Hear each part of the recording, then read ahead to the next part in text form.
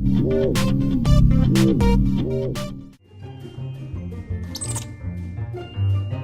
you tired of high-pressure tactics? No, I'm not going to sign that. It's too much. At Community Auto Group, you'll find we have a straightforward approach. If other dealers have made you uncomfortable, give Community a try. You'll enjoy your experience here and find a straightforward deal that's right for you, not high-pressure tactics. Community Auto Group, straightforward deals from the straightforward dealer.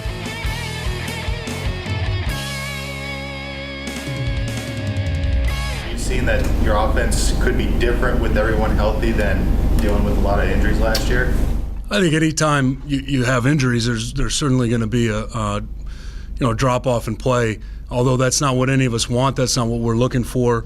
And right now we are fortunate; everybody is healthy and practicing. But I think what happened last year is not unique. It's not unusual. Injuries are part of football.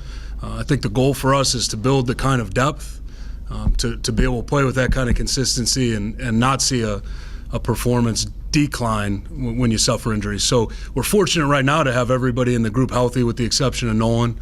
Everybody's working, and that's a good thing. But I think what we need to understand is what we're dealing with right now, where we have 5 healthy guys. That's not going to be the case probably in November, unfortunately. That's just the business we're in. Well, for us as a program, obviously we're excited to go to West Des Moines and be closer to our fans in Central and Western Iowa and do all those things. Specifically for the offensive line, it really wasn't a special practice. What I think people saw us do in Des Moines was pretty similar to what we do on a normal basis. What we do moving forward may or may not be a little more different from live situations, things like that. That certainly comes from up top. But what I was looking for is what we're looking for every day. We want to see consistency. We want to see physical play. We want to be assignment sound. We want to be fundamentally sound. We want to be all those things. But to me, the hallmark is consistency.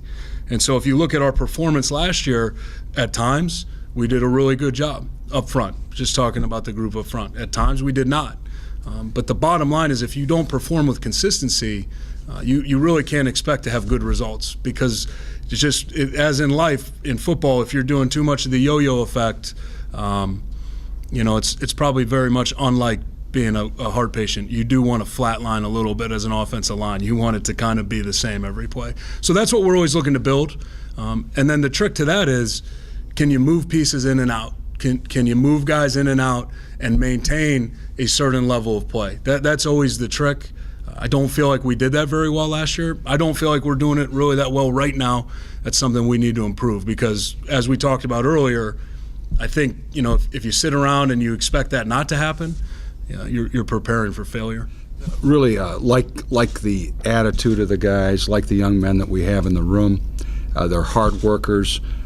This is really a great time of year if you're a coach, because you can teach, you can spend time working on fundamentals, you can work individually with guys when they come up and ask for some assistance.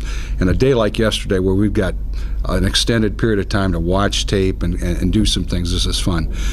They're coming along. We have a long way to go.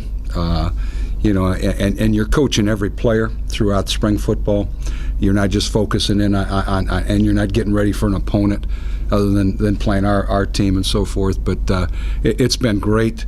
I value and appreciate Eric Johnson, who helps out. He does a tremendous job, and we work together well as a team. And we're excited to get going with the guys we have. We do have a lot of work to go, as many of you see when you come and watch us perform. But I'm really excited about this, the rest of the spring, and certainly about this fall.